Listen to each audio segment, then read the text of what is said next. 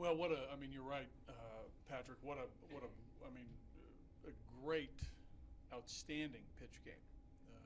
Right from the get-go, I think you saw the life to the fastball. The breaking ball was consistent all game long. For strikes, for called strikes, when he needed to get it out of the zone, he did. When he needed to bounce it, he did. He mixed in some change-ups. He threw a couple sliders that Homey and Foste incorporated in spring training. So it was a 4-pitch mix, but heavy dose of fastball, curveball, which is his best stuff. And he made pitches. And again, efficient, throwing strikes, locating the fastball. So I mean, it was for a young man that against the world champions to do this. I mean, pretty special game. Also for a young man, it looked like he managed that lineup knowing what he needed to do, the guys that maybe he wanted to attack with the breaking pitch. Well, again, I mean, that's pre-game planning, and, every club, Thomas, has a scouting report. There's advanced scouting, there's video, there's sabermetrics, there's a whole bunch of stuff going on, behind the scenes in this day and age.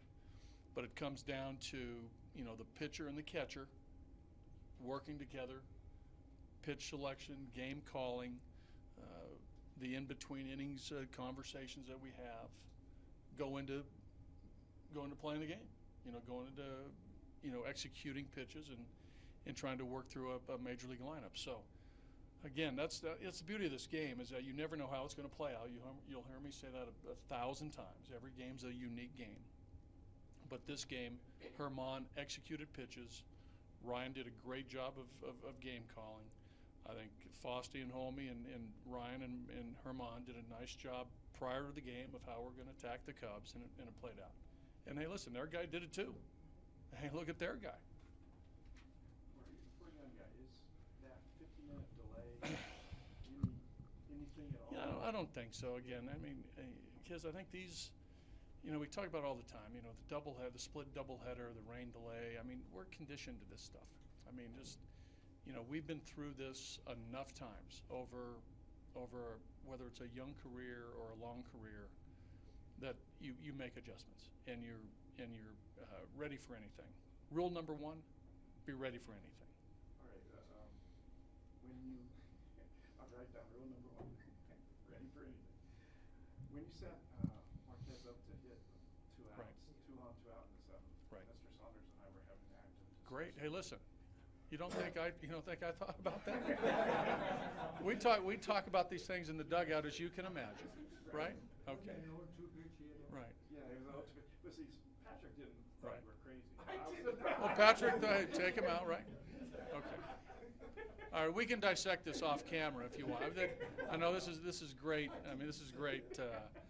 But you're right. I mean, that was, there was a writer who once asked me every night, what was your toughest decision of the day? And that was it, right? Here's a young man with 82 pitches throwing a 1-hit shutout, right? At 82 pitches. And we're going to take him out of the game? What's that? Against a reliever now who has a .64 ERA, who's thrown 14 innings and has given up 4 hits. So our guy off the bench has obviously a better chance to get a hit off Edwards than Marquez.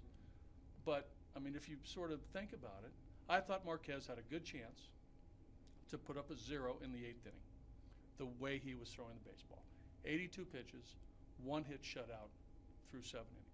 So the main thing you're thinking about is this 0 in the 8th inning. Yes. But then the sentiment Yeah. of he deserves another chance. Rather than the sentiment of he's pitched a great game and he deserves a chance. No. The sentiment of he was pitching good. That's why he stayed in the game. I thought the 0 was more important than because you weigh. Hey, listen. I mean, whether we bring a pinch hitter in against Edwards, who's very difficult, right? So, I thought the 0 was more important than the odds against a pitch hit against a guy with a .64 who's given up 4 hits all season. That's why I tried to tell Patrick. There you go. Hannigan was behind the dish when Anderson had his kind of breakthrough start the other Right. day. How much of a guy And you're going to say against Freeland and San Diego in the day game? I'm not going that far back. Okay, whatever. I mean, how much of a guiding hand is he providing your young guys? You know, Jack. There's no doubt he's done a nice job. I think there's something to, the veteran presence, his experience that has shown up in the short term. And I think that the work that Tony's done, the work that Dustin has done is very solid as well. So again, but Ryan has been through the rigors of a major league season. This guy is he's battle tested. He's 36 years old. He has 8 years of service time. He gets it. He gets it. Hey, buddy, you just won a series against the World Series champion. 3 rookie pitchers. 5 collective earned runs for the 3 of them. Did you expect them, as a unit, as a collective, to be this prepared at this point? Well, again, I'll go back to spring training when I met all these guys and I saw them from the middle of February when we first got to big league camp, and you go back to you go to Hoffman, you go to Musgrave, you go to Castellani, all the guys who are in big league camp. The 30 pitchers who are in big league camp. What I learned really quick, that these guys have been well prepared through our player development system. These guys have been taught well in a number of areas. Not only pitching, but off the field. How to handle things, their work ethic in the weight room, in the training room, in the clubhouse. These guys have been taught well. So the performances that they're showing now, is it surprising? In some ways, yes, but in a lot of ways, no, because these guys are talented, and then the way they've been taught is good stuff. It truly is. And that's a tribute to what the Rockies have done on the player development side. When Marquez lost no-hitter in the 7th there, and then Wes Barrio said, how impressive was that for you? Well, that was big. I think I think we all you get into the 7th inning and I think about these things a little earlier than most people because I've seen a few of them on both sides. But just watching Herman and watching his actions. Led me to believe that there was still a lot of outs left in his arm, and he was in a good spot mentally. That didn't bother him. He was fine. Cargo, again, a huge catch. Great catch, right?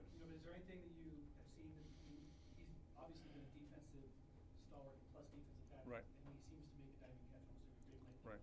Talk to us more about his defense. Yeah, he's been playing great defensively. Again, and you watch Cargo play. He's playing the game hard, which is what we ask. Is what the players ask of each other.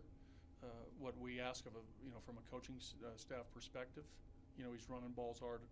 He's running balls hard down the line. He's playing good defense, and the hitting will come. I know it's coming. Who's our starter Saturday? Thomas, it's Wednesday afternoon. You guys will know more tomorrow. Mark, you talk about young pitching, but Milwaukee at shortstop today, another young kid looked very solid. Did a nice job. Again, steady, dependable player, I believe. From again getting to know Pat and watching him play in the spring and watching him play, these first 6 weeks, very steady, dependable player. Got a base hit there in the where we scored the 2 runs. So. Pat's here for a reason. He's a major league player. He's on our roster for a reason to help us win, and he's doing his thing.